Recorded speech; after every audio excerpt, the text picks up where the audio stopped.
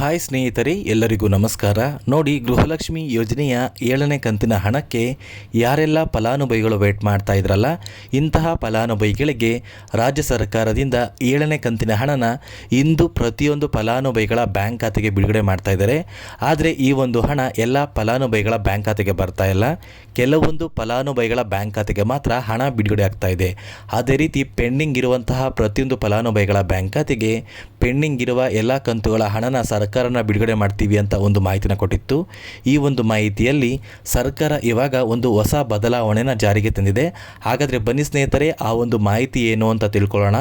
ಅದಕ್ಕಿಂತ ಮುಂಚೆ ನೋಡಿ ಸ್ನೇಹಿತರೆ, ನೀವೇನಾದ್ರೂ ಇನ್ನೂ ಕೂಡ ನನ್ನ ಚಾನಲ್ನ ಸಬ್ಸ್ಕ್ರೈಬ್ ಆಗಿಲ್ಲ ಅಂದರೆ ದಯವಿಟ್ಟು ಪ್ರತಿಯೊಬ್ಬರೂ ಚಾನಲ್ನ ಸಬ್ಸ್ಕ್ರೈಬ್ ಮಾಡ್ಕೊಳ್ಳಿ. ಹಾಗೆ ವಿಡಿಯೋಗೆ ಒಂದು ಲೈಕ್ನ ಕೊಡಿ. ನೀವು ಕೊಡುವಂತಹ ಪ್ರತಿಯೊಂದು ಲೈಕ್ ಕೂಡ ನೀವು ನನಗೆ ನೀಡುವ ಒಂದು ಸಪೋರ್ಟ್ ಆಗಿರುತ್ತೆ. ದಯವಿಟ್ಟು ಪ್ರತಿಯೊಬ್ಬರೂ ಚಾನಲ್ನ ಸಬ್ಸ್ಕ್ರೈಬ್ ಮಾಡ್ಕೊಳ್ಳಿ. ಹಾಗೆ ವಿಡಿಯೋಗೆ ಒಂದು ಲೈಕ್ನ ಕೊಡಿ.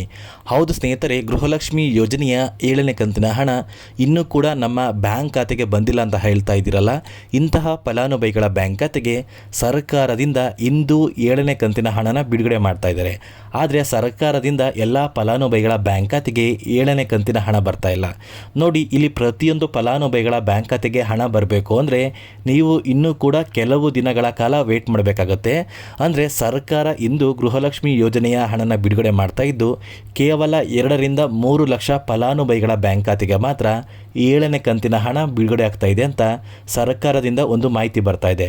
ನೋಡಿ ಸ್ನೇಹಿತರೆ, ಇಂದು ಶನಿವಾರ ಆದರೂ ಕೂಡ ಪ್ರತಿಯೊಂದು ಫಲಾನುಭವಿಗಳ ಬ್ಯಾಂಕ್ ಖಾತೆಗೆ 7ನೇ ಕಂತಿನ ಹಣನ ನಾವು ಬಿಡುಗಡೆ ಮಾಡ್ತಾ ಇದ್ದೀವಿ. ಆದರೆ ಈ ಒಂದು 7ನೇ ಕಂತಿನ ಹಣ ಪ್ರತಿಯೊಂದು ಫಲಾನುಭವಿಗಳ ಬ್ಯಾಂಕ್ ಖಾತೆಗೆ ಬರಬೇಕು ಅಂದರೆ ಇನ್ನೂ ಕೂಡ ಕೆಲವು ದಿನಗಳ ಕಾಲಾವಕಾಶ ಬೇಕಾಗುತ್ತೆ.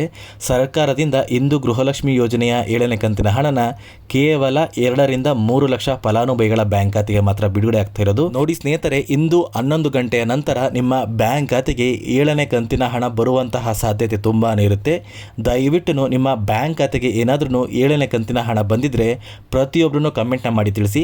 ಇನ್ ಕೇಸ್ ಏನಾದ್ರೂ ನಿಮ್ಮ ಬ್ಯಾಂಕ್ ಖಾತೆಗೆ ಹಣ ಬಂದಿಲ್ಲ ಅಂದರೆ ಕೆಲವು ದಿನಗಳ ಕಾಲ ವೇಟ್ ಮಾಡಿ, ನಿಮ್ಮ ಬ್ಯಾಂಕ್ ಖಾತೆಗೆ 7ನೇ ಕಂತಿನ ಹಣ ಖಂಡಿತವಾಗಿಯೂ ಬಂದೇ ಬರುತ್ತೆ. ಅದೇ ರೀತಿ ಗೃಹಲಕ್ಷ್ಮಿ ಯೋಜನೆಯ ಪೆಂಡಿಂಗ್ ಇರುವಂತಹ ಪ್ರತಿಯೊಂದು ಫಲಾನುಭವಿಗಳಿಗೆ ಸರ್ಕಾರದಿಂದ ಒಂದು ಹೊಸ ಬದಲಾವಣೆನ ಜಾರಿಗೆ ತಂದಿದ್ದಾರೆ. ನಿಮ್ಮ ಬ್ಯಾಂಕ್ ಖಾತೆಗೆ ಮಾರ್ಚ್ 31ರಷ್ಟರಲ್ಲಿ ಪ್ರತಿಯೊಂದು ಫಲಾನುಭವಿಗಳ ಬ್ಯಾಂಕ್ ಖಾತೆಗೆ ಪೆಂಡಿಂಗ್ ಇರುವ ಹಣನ ನಾವು ಬಿಡುಗಡೆ ಮಾಡ್ತೀವಿ ಅಂತ ಸರ್ಕಾರದಿಂದ ಒಂದು ಮಾಹಿತಿ ಬಂದಿತ್ತು. ಈಗಾಗಲೇ ಕೆಲವು ಫಲಾನುಭವಿಗಳ ಬ್ಯಾಂಕ್ ಖಾತೆಗೆ ಪೆಂಡಿಂಗ್ ಇರುವ ಹಣ ಬರ್ತಾ ಇದೆ. ಇನ್ನೂ ಕೂಡ ಸಾಕಷ್ಟು ಫಲಾನುಭವಿಗಳ ಬ್ಯಾಂಕ್ ಖಾತೆಗೆ ಪೆಂಡಿಂಗ್ ಇರುವ ಹಣ ಬಂದೇ ಇಲ್ಲ. ಸೊ ಸರ್ಕಾರದಿಂದ ಇವಾಗ ಬಂದಿರುವಂತಹ ಒಂದು ಮಾಹಿತಿ ಏನು ಅಂದರೆ, ನಿಮ್ಮ ಬ್ಯಾಂಕ್ ಖಾತೆಗೆ ಇದೇ ತಿಂಗಳ ಮಾರ್ಚ್ 31ರ ನಂತರ ಹಣ ಬಂದಿಲ್ಲ ಅಂದರೆ ನೀವು ಏಪ್ರಿಲ್ ತಿಂಗಳಲ್ಲಿ ನಿಮ್ಮ ಊರಿಗೆ ಸಂಬಂಧಪಟ್ಟ ಮಹಿಳಾ ಮತ್ತು ಮಕ್ಕಳ ಅಭಿವೃದ್ಧಿ ಇಲಾಖೆಗೆ ಭೇಟಿ ನೀಡಬೇಕಾಗುತ್ತೆ. ಅಲ್ಲಿ ನಿಮ್ಮ ಬ್ಯಾಂಕ್ ಖಾತೆಗೆ ಹಣನ ಹಾಕೋದಕ್ಕೆ ಯಾವ ಒಂದು ಪ್ರಾಬ್ಲಮ್ ಆಗ್ತಾ ಇದೆ ಅಂತ ನೀವು ಮಹಿಳಾ ಮತ್ತು ಮಕ್ಕಳ ಅಭಿವೃದ್ಧಿ ಇಲಾಖೆ ಭೇಟಿ ನೀಡಿ ತಿಳ್ಕೋಬೇಕಾಗುತ್ತೆ. ಮತ್ತು ಸ್ನೇಹಿತರೆ, ಈ ಗೃಹಲಕ್ಷ್ಮಿ ಯೋಜನೆಯ ಪೆಂಡಿಂಗ್ ಇರುವ ಹಣ ಕರ್ನಾಟಕದ ಯಾವ ಜಿಲ್ಲೆಗಳ ಫಲಾನುಭವಿಗಳ ಬ್ಯಾಂಕ್ ಖಾತೆಗೆ ಬಿಡುಗಡೆ ಆಗ್ತಾ ಇದೆ ಅಂದರೆ ನೋಡಿ, ಕರ್ನಾಟಕದ 28 ಜಿಲ್ಲೆಯ ಫಲಾನುಭವಿಗಳ ಬ್ಯಾಂಕ್ ಖಾತೆಗೆ ಸರ್ಕಾರದಿಂದ ಪೆಂಡಿಂಗ್ ಇರುವ ಹಣನ ಬಿಡುಗಡೆ ಮಾಡ್ತಾ ಇದ್ದಾರೆ.